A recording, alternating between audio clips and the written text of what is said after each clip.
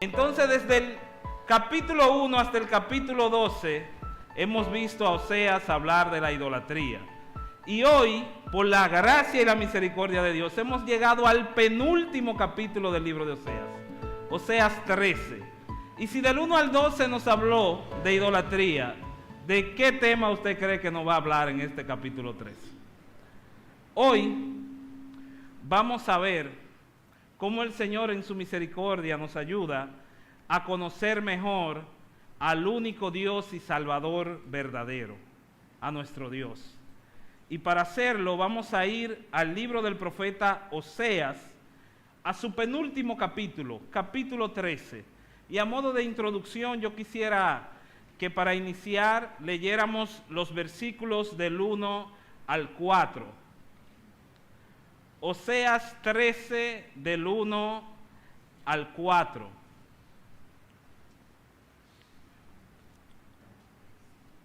¿Estamos ahí? La palabra de Dios nos dice así, Oseas 13. Cuando Efraín hablaba, hubo temor. Fue exaltado en Israel, mas pecó en Baal y murió. Y ahora añadieron a su pecado, y de su plata se han hecho según su entendimiento imágenes de fundición, ídolos, toda obra de artífices, acerca de los cuales dicen a los hombres que sacrifican que besen los becerros. Por tanto, serán como la niebla de la mañana y como el rocío de la madrugada que se pasa, como el tamo que la tempestad arroja de la era y como el humo que sale de la chimenea. Atención, versículo 4. Mas yo soy Jehová tu Dios, desde la tierra de Egipto. No conocerás pues otro Dios fuera de mí, ni otro Salvador sino a mí. Yo soy Jehová tu Dios desde la tierra de Egipto.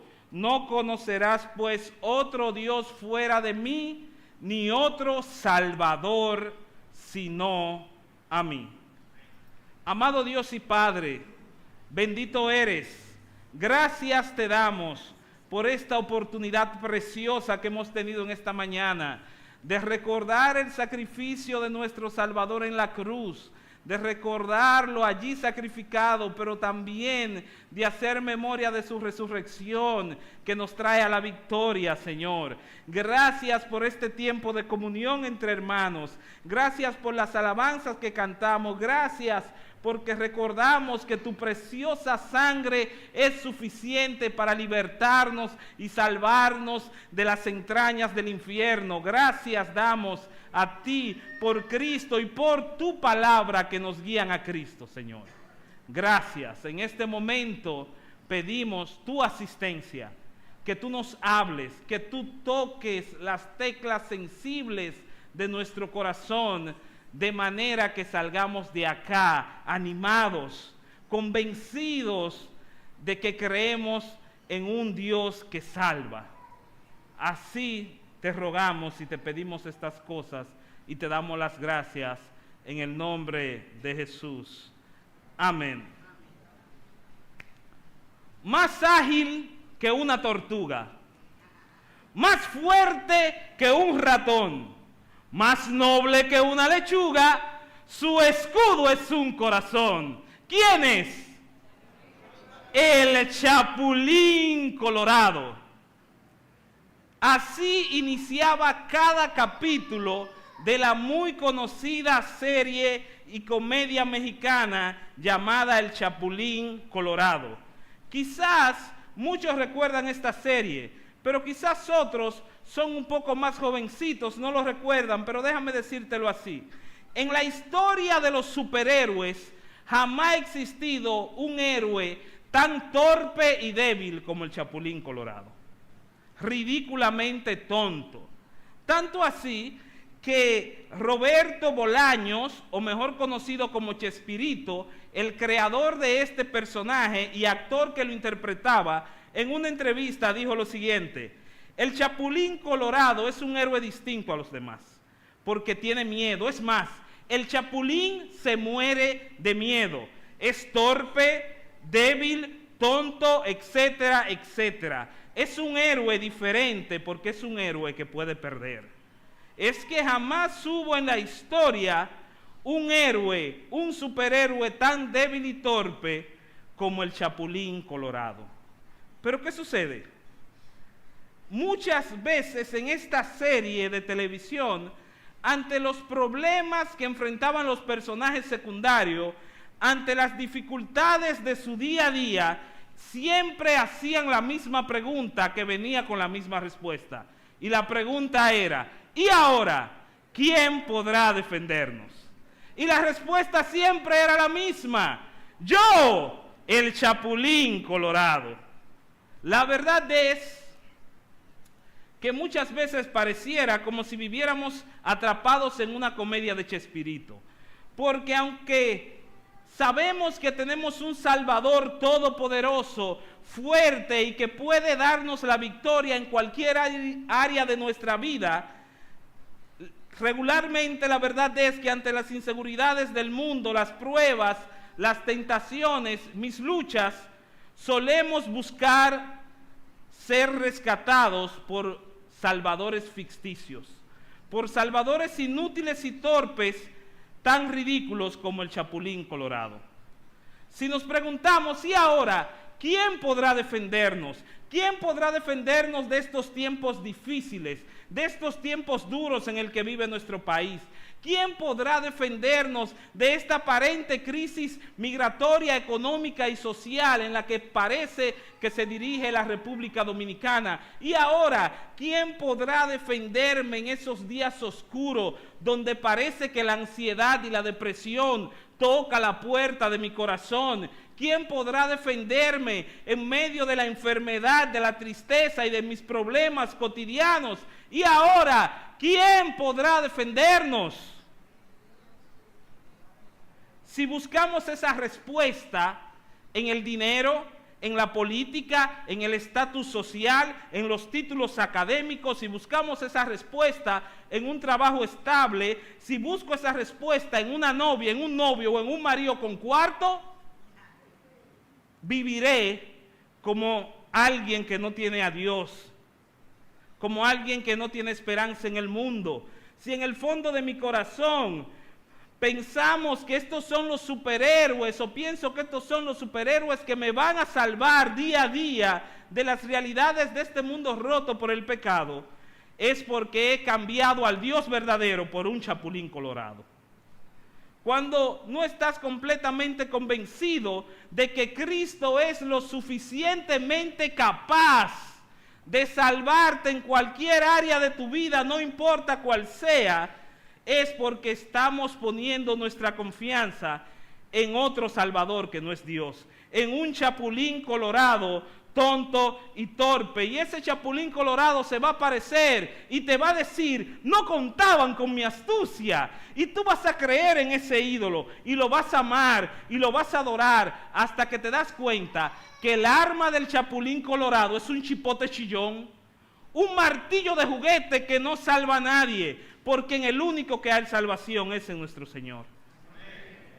A esos chapulines espirituales o falsos salvadores, la Biblia los llama ídolos.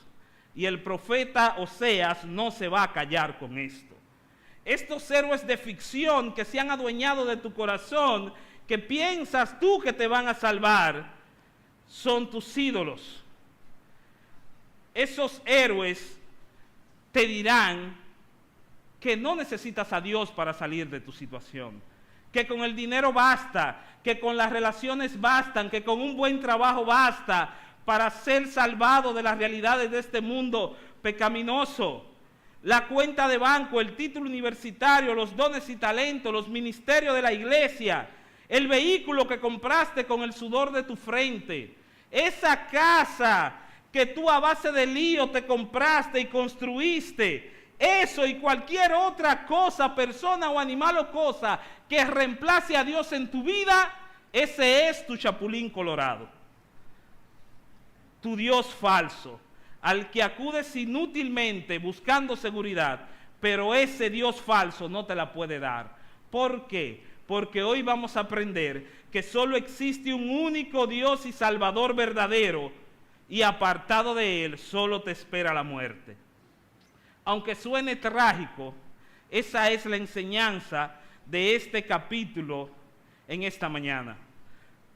Y solo, única y exclusivamente en Cristo y a través de Cristo podemos acercarnos a este Dios verdadero. De manera que en esta mañana, querido hermano, querido amigo, yo te invito a que no pongas tu mirada en algún chapulín colorado, en un ídolo falso que no te va a salvar. Yo te invito a depositar tu mirada, a poner tu fe, tu confianza en Cristo, para que podamos juntos conocer al único Dios y Salvador verdadero.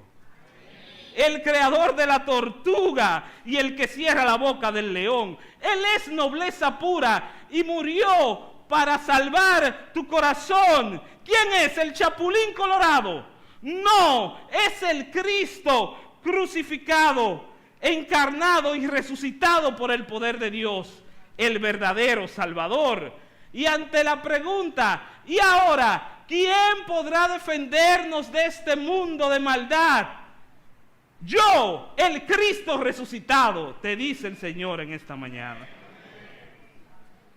Pero, lamentablemente, a pesar de contar con un Dios todopoderoso que está dispuesto a salvarnos día a día de las consecuencias de nuestros pecados, preferimos ser salvados por ídolos inútiles, por ídolos tan torpes como el chapulín colorado. Y este era el caso del pueblo de Israel, al que Oseas le llama Efraín. Y si hay algo que Oseas quiere enseñarte en este capítulo 13, en este ultimátum, ya terminando su libro, es lo que ya te había dicho. Es que solo existe un único Dios y Salvador verdadero, y apartado de Él, solo nos espera la muerte. Y basta con leer los primeros versículos para ver esta realidad. Ahora estamos listos para echarle los dientes a este capítulo 13. Y mira cómo inicia diciendo el profeta, versículo 1. No nos vamos a apartar del capítulo 13 de Oseas. Y si Dios nos da el tiempo y la salud, vamos a avanzar, aunque sea de manera rápida, en todo este capítulo. Fíjate, versículo 1, dice el profeta, cuando Efraín hablaba, hubo temor y fue exaltado en Israel. Esto se refiere a la idea de que el pueblo de Israel del norte, al que se refiere Oseas, era un pueblo respetado, era un pueblo que tenía una gran población, era un pueblo que había adquirido ciertas riquezas y posesiones, era un pueblo respetado, y cuando Israel o Efraín hablaba, la gente temblaba, las naciones cercanas temblaban de miedo por el poder que tenía esta nación. Pero más, dice la última parte del versículo 1, pecó en Baal. ¿Y qué pasó después? Murió. ¿Y qué es pecar en Baal? Pecar en Baal, en el caso del pueblo de Israel, era que ellos habían cambiado al Dios verdadero por Baal. Baal era el Dios cananeo de la fertilidad, de la cosecha, del trueno, de la lluvia. La cultura de ese tiempo enseñaba que Baal era el que producía los frutos y las buenas cosechas. Entonces ellos, detrás de su prosperidad y de estar a la moda con la cultura, olvidaron que su cultura no era de este mundo, su cultura era del cielo. Ellos estaban llamados a vivir según el Dios verdadero que se había revelado en las escrituras, en el Dios verdadero que había tenido una relación con Moisés y que le fue dada la ley. Pero esta gente no estaban en eso, ellos estaban en su Baal, y se olvidaron que pecar en Baal tiene sus consecuencias. Pecar en Baal para ti y para mí es reemplazar a Dios por cualquier cosa. ¿Y cuál es la consecuencia de reemplazar al Dios verdadero por otro Dios falso? Morir. El pueblo murió, y el profeta se refiere a morir acá en dos aspectos. Puede ser en el aspecto de que estaban espiritualmente muertos, pero también en el aspecto de que Oseas viene anunciando un juicio, de que una nación extranjera va a venir y va a acabar con todo. Morir físicamente, morir espiritualmente. Y ahora, dice el versículo 2, añadieron a su pecado de su plata, ¿qué se hicieron según su entendimiento? Imágenes de fundición, ídolos, toda obra de artífices. Ellos hacían su becerrito de plata porque los becerros representaban a Baal. Pero no solo eso, sigue diciendo el versículo 2, acerca de los cuales dicen a los hombres que sacrifiquen, que hagan ¿qué? Que besen a estos becerros hechos de plata. ¿Qué sucede? La idea de besar al ídolo, de besar a la imagen, en ese tiempo, en esa cultura, era un símbolo de vivir una vida entregada a ese ídolo. Cuando tú decides entregarte a cualquier cosa en cuerpo y alma que no sea Dios, estás besando tu ídolo. Por tanto, ¿cuál es la consecuencia? Es la muerte. Y una muerte repentina. ¿De qué manera? Mira, versículo 3. Será como la niebla de la mañana, como el rocío de la madrugada que se pasa, volátil, fugaz, como el tamo que la tempestad arroja en la era. Eso quiere decir como un ramo seco que la brisa se lo lleva en el campo y como el humo en una chimenea. Así es la vida de todo aquel que vive inclinado en sus ídolos. Ahora, como mi entendimiento también puede fallar, así como el entendimiento del pueblo de Israel falló, la pregunta al amado televidente que tenemos en esta mañana y que vamos a compartir en lo que resta de tiempo es: ¿qué necesito saber acerca del Dios verdadero para no cometer semejante idolatría? ¿Qué necesito saber? En primer lugar, necesito saber que el único Dios verdadero es el único Dios digno de conocer. El Dios verdadero es el único Dios digno de conocer. Fíjate versículo 4, ¿van conmigo? Mas yo soy Jehová tu Dios desde tierra de Egipto. Jehová se presenta. Yo soy el Dios de tus ancestros, el Dios que dividió el mar, el Dios que mostró columna de fuego, columna de nubes, ese soy yo. ¿Y cuál es la demanda que te hago? No conocerás pues otro Dios fuera de mí. Quiero que sepan que el verbo conocer allí, en el original, ya lo hemos visto antes, es yadá. Y yadá significa conocer íntimamente a alguien o a algo. Lo que Dios está demandando es que el pueblo necesita tener intimidad con su Dios. Aquí vemos una fórmula que se repite a lo largo del Antiguo Testamento y que parece hacer referencia a Éxodo 20 por allá.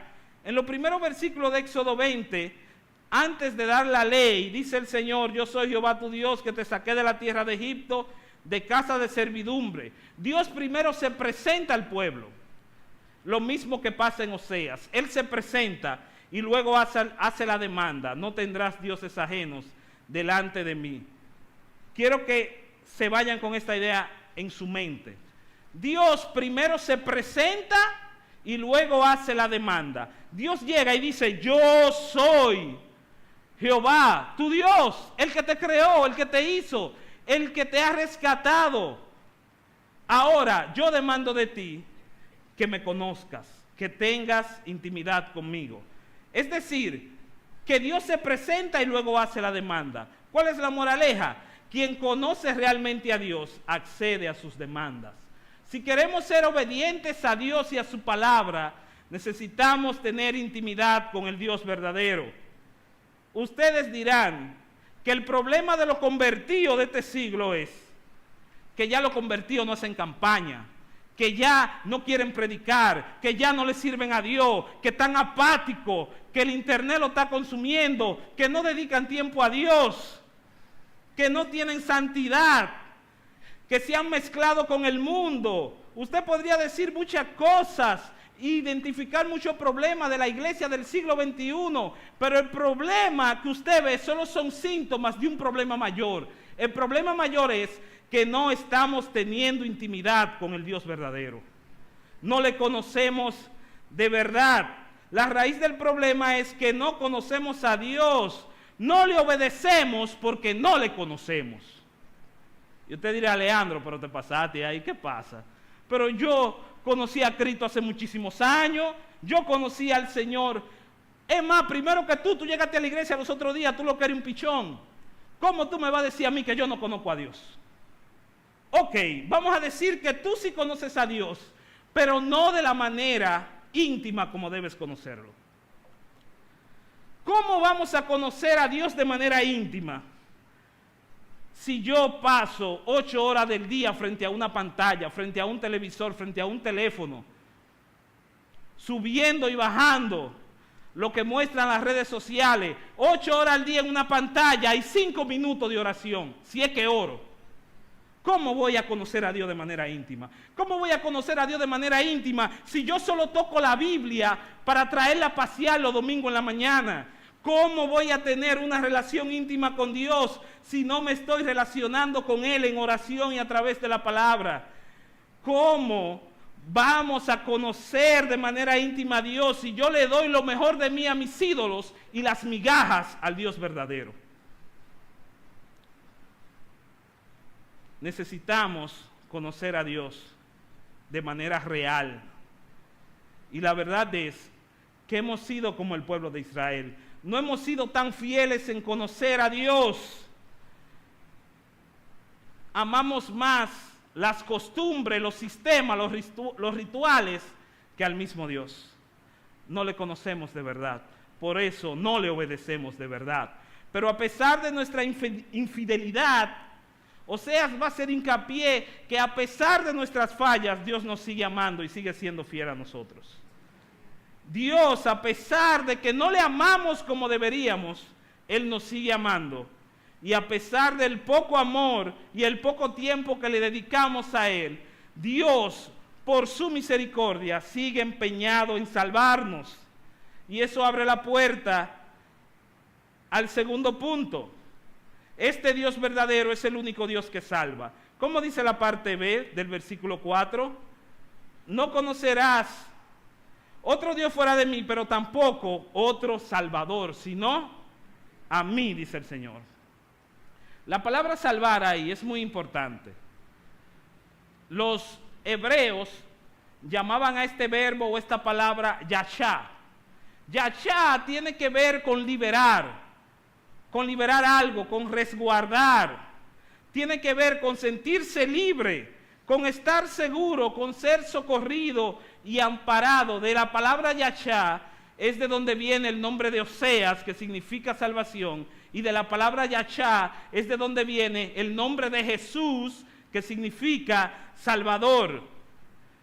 Para poder entender mejor lo que Oseas quiere decir, tenemos que pensar un poco en la idea hebrea de la salvación.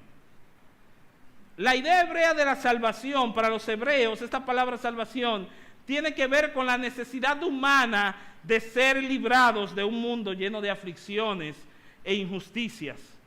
Esto implica que esta salvación apunta hacia la libertad total del mundo.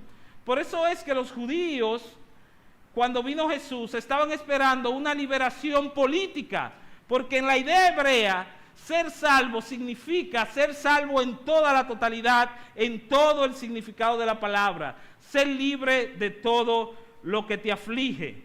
Así como muchos salmos hablan de que los que acudieron a Dios, los que clamaron a Dios en su angustia, Él los libró, los salvó, los yachá de sus aflicciones. Es ser salvo de nuestras aflicciones. El Antiguo Testamento, el término salvación, tiene que ver con algo que está ocurriendo en el presente. Oiga bien, por ejemplo, David dice en el Salmo 18:3, invocaré a Jehová, quien es digno de ser alabado, y seré salvo. La misma palabra que uso sea, seré salvo, seré yachá de mis enemigos, seré salvo de mis enemigos. Pregunta, ¿esos enemigos de David, dónde usted cree que estaban? ¿En el cielo? Esos enemigos de David, ¿cuándo él iba a enfrentar? ¿Cuándo él quería ser liberado de esos enemigos? Él quería ser liberado de esos enemigos en su presente, porque esa era su realidad. Nosotros, lamentablemente, muchas veces pensamos en la palabra salvación como una parada de autobuses. Una parada de autobús donde yo me siento, reposo tranquilo, a esperar que pase la guagua que me lleva al cielo.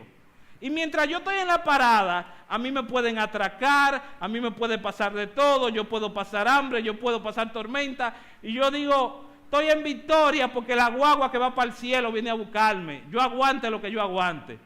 Y simplemente pensamos que nuestro Dios es un Dios que salva en el futuro. Y en un sentido es cierto. Tenemos un boleto en Cristo seguro para montarnos en la guagua que va al cielo. Pero la idea de salvación es más profunda. La idea de salvación en la Biblia es como una escalera que el Señor nos da. Una escalera donde tú puedes subir y disfrutar de las bendiciones del cielo. Pero una escalera que sirve también para bajar las bendiciones del cielo aquí a la tierra.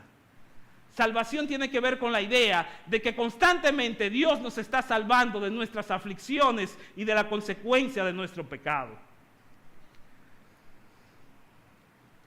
Tiene que ver con lo que dice Juan 17:3. Parece que estaba pensando en Oseas.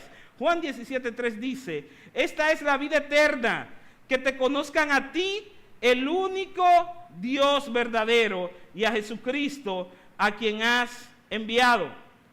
La salvación no es estar en el cielo tocando el arpa con el coro celestial. ¡Ah! No, es más que eso. La salvación tiene que ver con vivir una relación íntima con Cristo. De manera que aunque pises en la tierra, se sienta como si estuvieras pisando en el cielo. Eso es ser salvo. Hermano, amigo, si crees en Cristo, no tienes que esperar el cielo para disfrutar del amor de Dios. Tú no tienes que esperar tu glorificación para experimentar el amor, la bondad, la misericordia de Dios. Hoy te digo, Cristo está contigo hoy.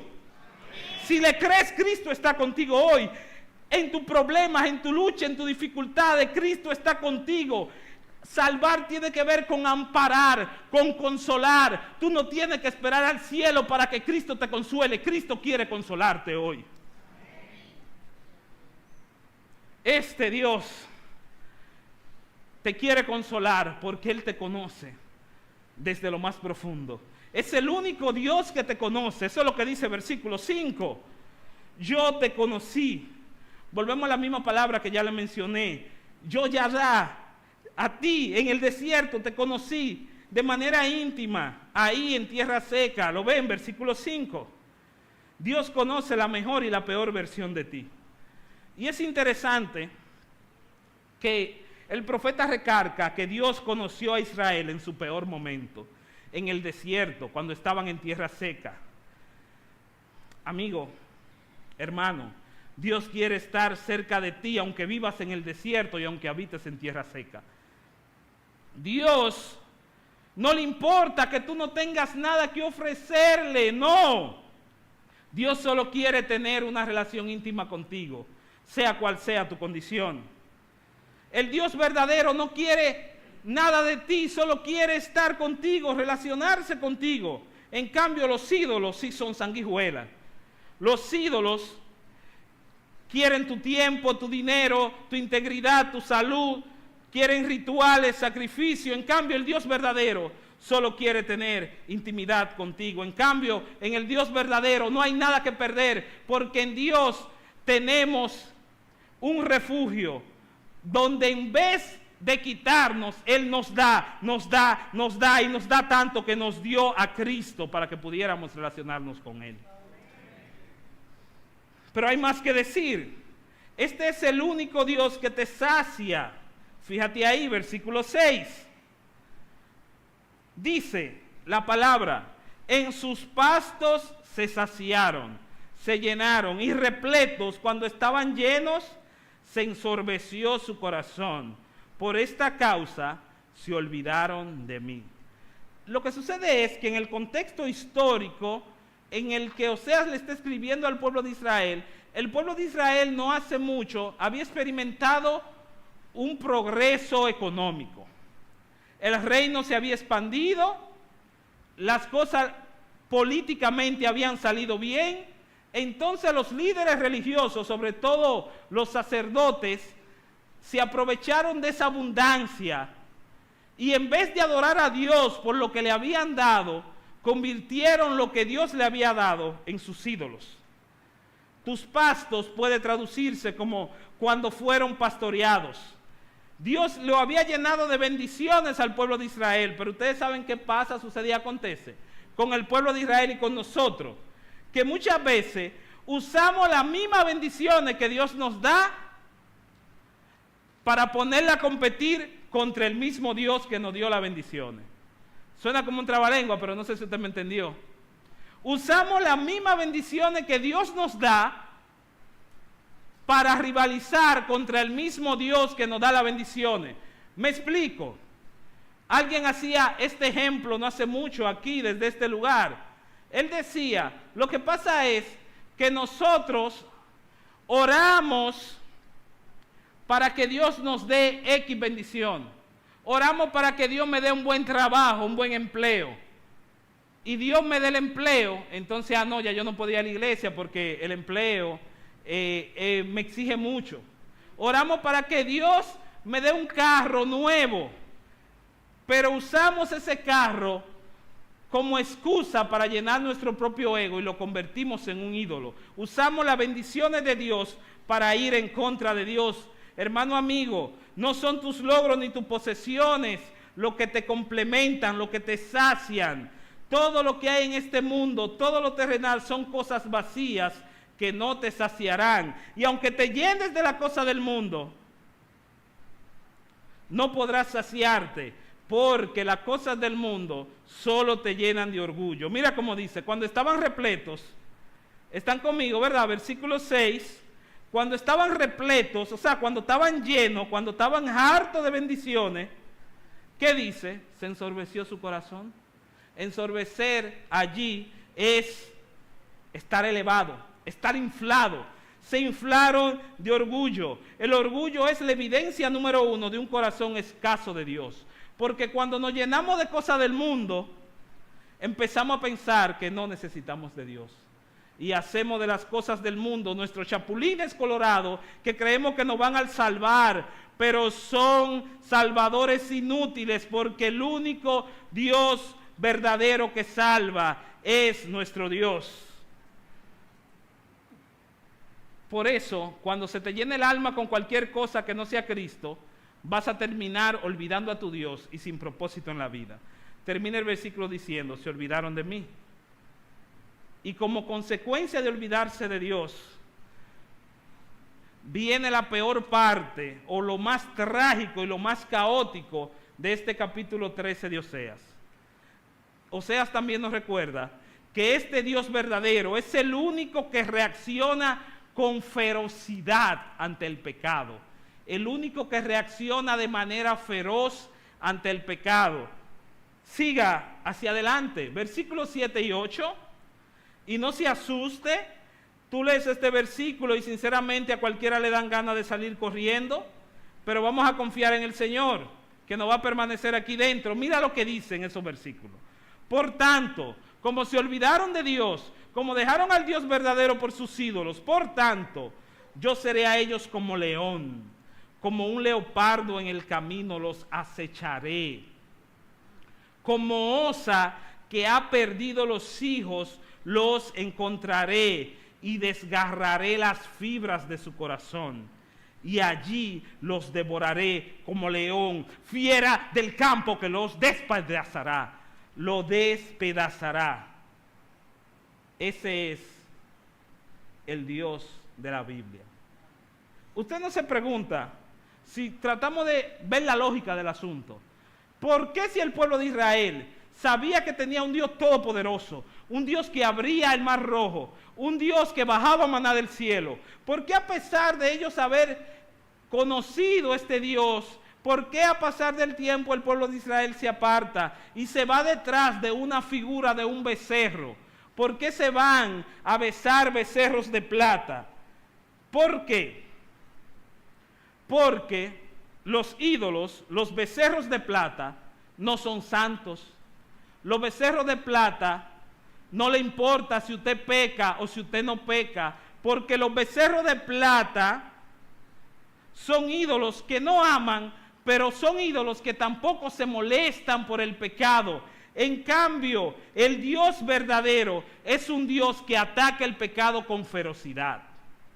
Es un Dios que juzga fuertemente el pecado.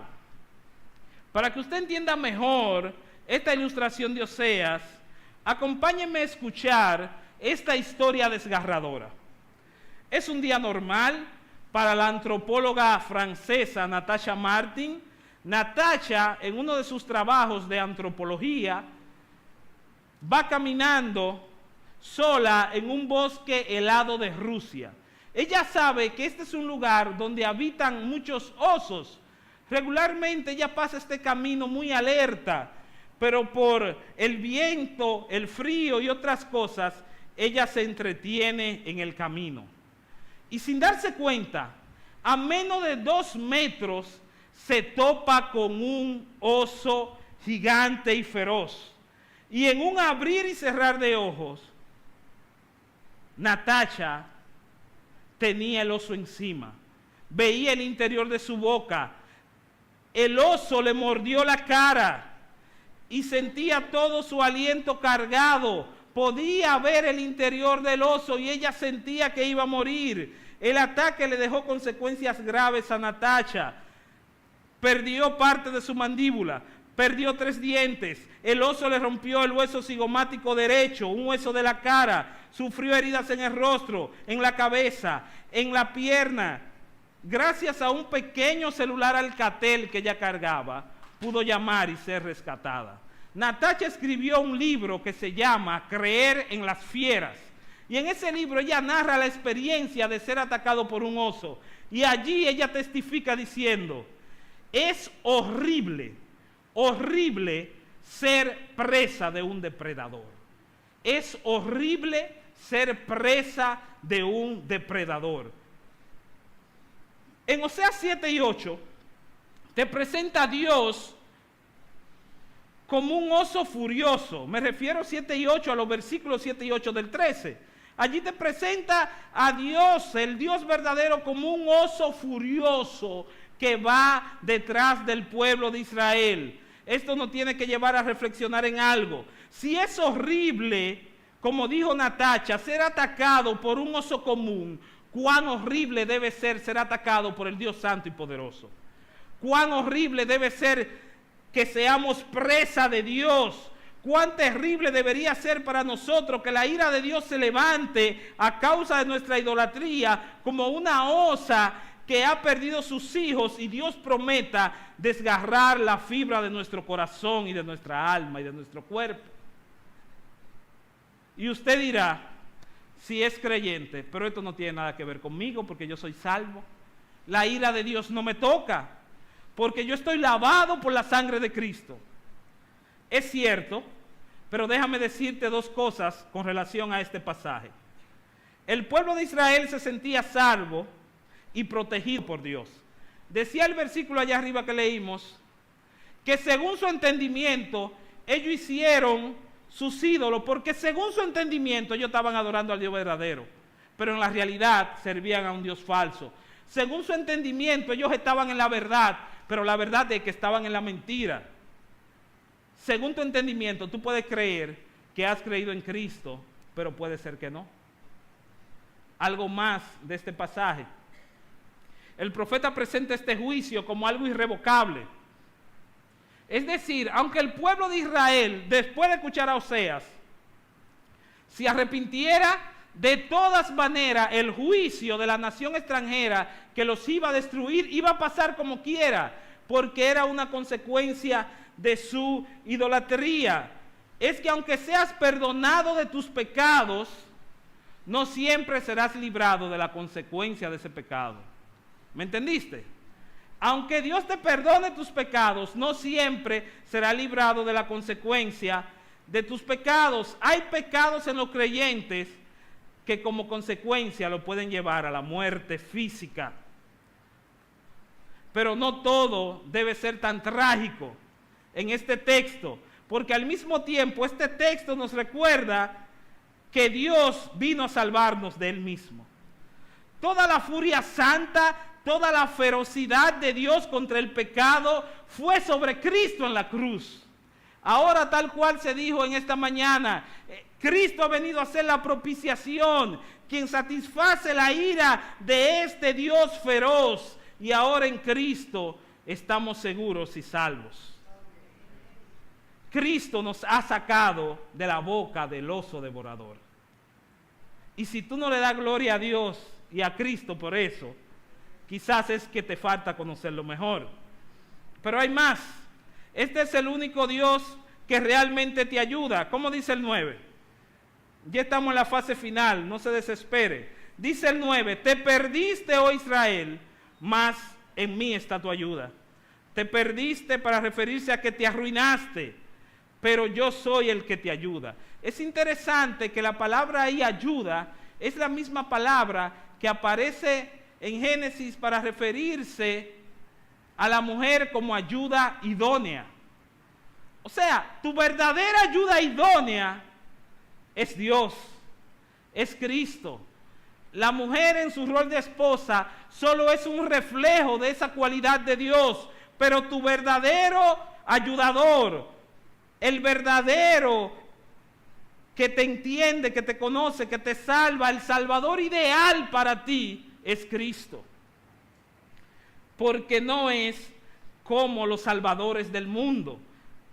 Mira cómo dice versículos 10 y 11. Este salva no como los reyes y líderes del mundo. Oseas 13, 10 y 11. Dice, ¿dónde está tu rey para que te guarde? Guardar ahí es salvar. Yachá, la misma palabra que usa Oseas más atrás. Te guardé en todas tus ciudades y tus jueces, de los cuales dijiste, dame rey y príncipe. Te di rey en mi furor y te lo quité en mi ira. Ante el peligro del juicio de Dios, ante la realidad de un mundo pecador, Dios le pregunta al pueblo de Israel, ¿y dónde están tus salvadores? Ante la necesidad, ante la crisis, ¿dónde están tus salvadores? Tú tenías la esperanza puesta en un rey, puesta en lo político. ¿Dónde están a la hora del juicio? ¿Dónde están cuando estás pasando por un momento de amargura, por un momento de tristeza, por un momento de necesidad? ¿Dónde están tus salvadores cuando estás pasando por una tentación terrible?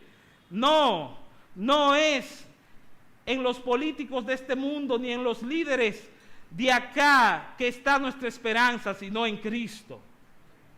Señores, el liderazgo humano es tan volátil que yo les voy a confesar algo.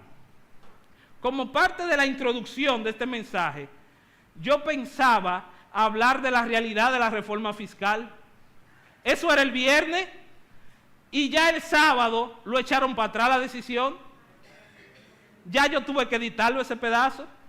¿Por qué? Porque así de volátil son las decisiones de los líderes de este mundo. Un día te dirán una cosa, un día te dirán otra. Pero si el Dios verdadero dice que te va a salvar, tenlo 100% seguro que Él te va a salvar.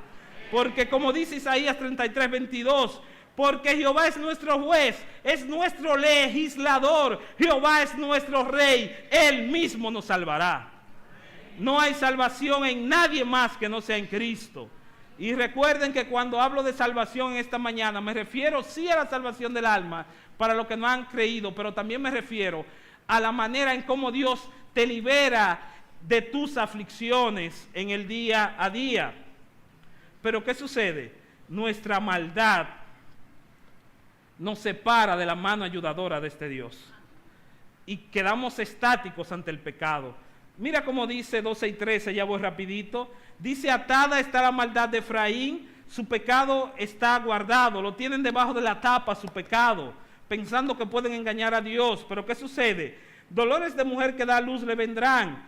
Y el pueblo de Israel es un hijo no sabio, porque ya hace tiempo que no debería detenerse al punto mismo de nacer.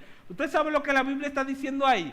Que el pueblo de Israel es como un niño que tiene todo lo necesario para nacer, para salir a la luz, para salir del vientre de su madre, y él no quiere salir, él no quiere ver la luz. Así de terco nos pone el pecado. Sabemos que la cosa está mal, sabemos que la cosa es pecado, pero no queremos ver la luz y queremos seguir enredándonos en el pecado y con nuestros ídolos. Pero a pesar de eso, Dios nunca deja de extender su mano ayudadora y salvadora. Por eso concluyo con el último punto, recordándote que este Dios verdadero es el Dios que te redime y te libera de la muerte. Mira Oseas 13:14.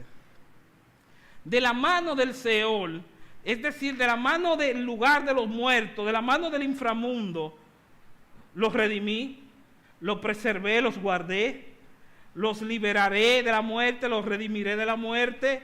Oh muerte, yo seré tu muerte y seré tu destrucción. Oh Seol, para referirse al lugar de los muertos, la compasión será escondida de mi vista.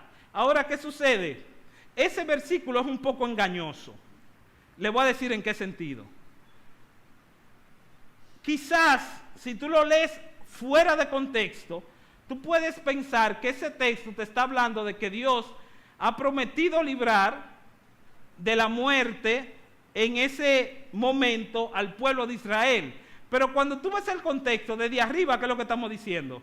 Que la ira de Dios viene como un oso furioso, que ellos se apartaron de Dios. Más bien, la idea de ese texto en Oseas es como si fueran preguntas retóricas, preguntas que se responden solas. Me explico. Es como si Oseas quisiera decir: de la mano del inframundo los rescataré, siendo usted idólatra, del lugar de los muertos los salvaré, siendo ustedes así de malvado. Yo los voy a librar de la muerte, después que se han empeñado en vivir lejos de Dios, los guardaré de la muerte. La respuesta es no.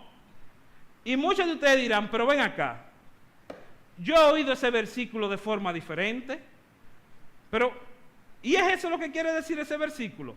Lo que sucede es que nosotros solemos citar mucho ese versículo, pero desde la perspectiva de Pablo, allá en 1 Corintios 15. Lo que sucede es que Oseas no tiene la historia completa.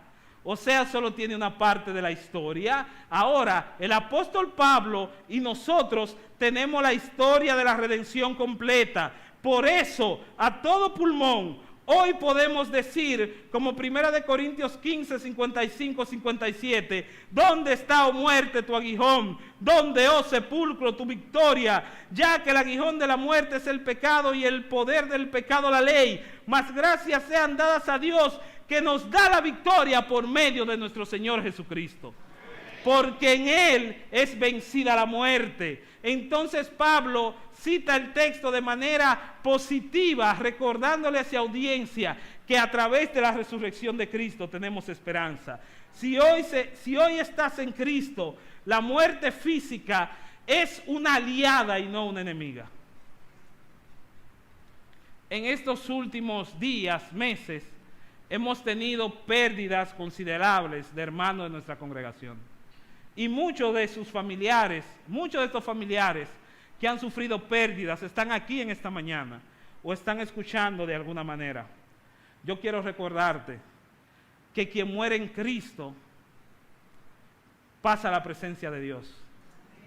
Que en Cristo la muerte no es una enemiga.